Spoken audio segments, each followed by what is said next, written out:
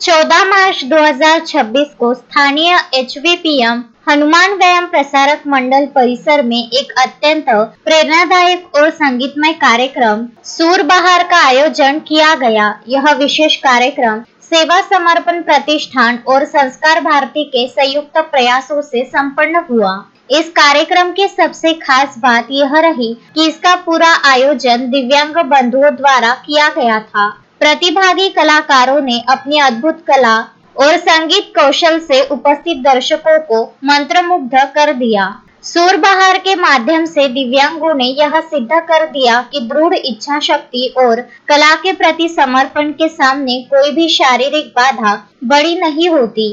कार्यक्रम में उपस्थित गणमान्य नागरिकों ने दिव्यांग कलाकारों के जज्बे को सलाम किया और आयोजन समिति के प्रयासों की सराहना की।